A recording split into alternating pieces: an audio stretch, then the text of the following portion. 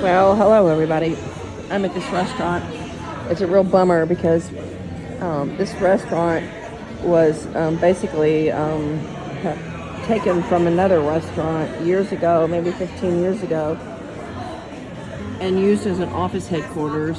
And now it's a restaurant again, but it's it's a famous Pittsburgh restaurant. It's more of a sports bar, so it's really not appealing to me at all. But I just had to try it out and come look at how things have changed, and I'm really disappointed. It's like sportsy now, but something crossed my mind today. I was at a public location and I was about to respond to somebody, and I really had to catch myself because what my reply was going to be something that my mother would have said. It's just automatic to copy your parents. It's not something you can really change. And that's why I really encourage people not to have children, because you will never be able to erase your family of origin's impact on you. We're all built up of nature and nurture, but you can never, make your childhood obsolete. You can't change things permanently. And I caught myself just about to reply to this, practical stranger in the way that my mother would have responded. And now it's like bothering me because, I had to work hard at changing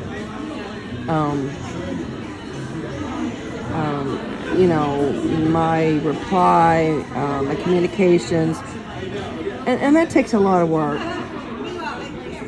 And sometimes you respond to people and you don't know that maybe it would be harsh to them or it would be offensive to them.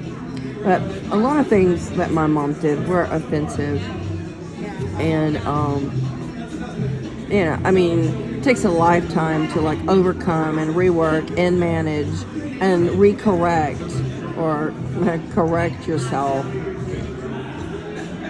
Sometimes I just refrain from even talking, or I just have to, reconstruct a sentence so that it doesn't sound like her. So, that's a big struggle. That's a big burden to have to carry. That's a lot of baggage for diANtinatalist to carry. And then I just thought about something today that I hadn't thought about for, I don't know, maybe 30 years. But my mom would give bad advice, and I never appreciated her advice. I never respected her advice.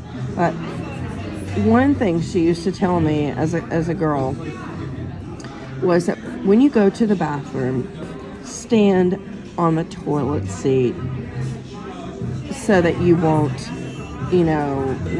get anything contagious or whatever from the toilet seats. So why is that a bad idea? Because it's not considerate of the people behind you, the next person in line to use the bathroom. It's actually very inconsiderate. Nobody wants to, sit on a seat that your feet have been. I mean, your shoes pick up the most, the widest, collection of bacteria. And also, anybody who's sitting on the toilet seat with their feet, they're going to splash, and the seat is going to be wet for the next individual.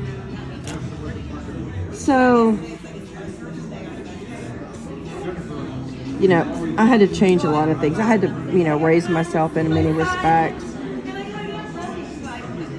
I had to do a lot of forgetting and a lot of correcting the things that she had taught me, and I just don't want anybody to be the recipient of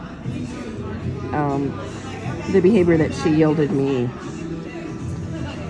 So I'm sure a lot of you out there got bad advice from your parents. And some parents do that, unknowingly and unwillingly. But mine, especially my mom, she would never be apologetic. She is not one to apologize. When she was confronted with things when I was an adult, she would say, well, you don't know what I was going through. Or, well, I thought that was just the way to do it. Oh, well. There was never an apology. And with narcissists, you will never get an apology. Anyway, there's more to this story, but I just wanted to make like this brief video before I forgot.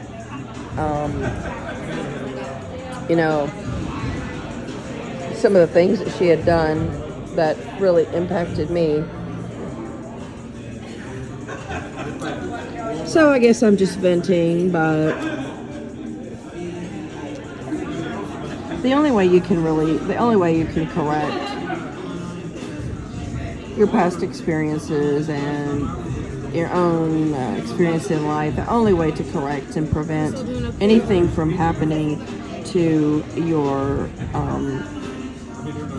future progeny is not to ever reproduce. I have a channel, and it's called My Shitty Parents.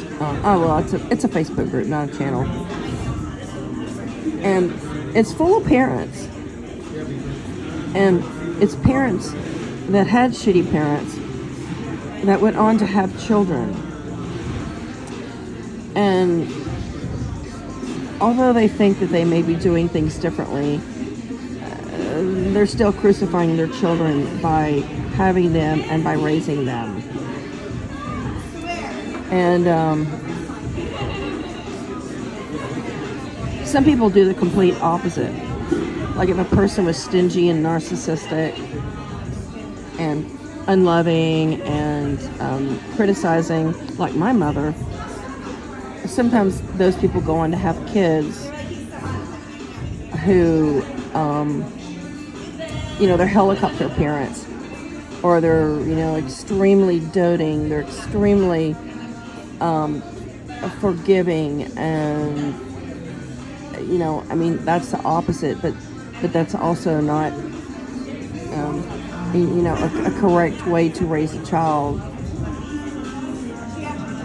When a parent is super forgiving, they're raising children that don't grow up to have boundaries, and a lot of those children were born of baby boomer parents. And I think because of the strictness of baby boomer parents like mine, criticism, narcissism, I think they tolerated many things in their own children, and they became entitled. And that's what we're dealing with today in society, is a host of entitled young adults. So there's no correct way to raise a child, because nobody knows how the child is going to accept a parent. Parents are winging it. No parent knows what they're doing. They all bit off more than they could chew. And so the only way to ensure that you don't have a child that resents you, regrets you, dislikes you, or who grows up to regret being born, is to not have children in the first place. So thanks for watching.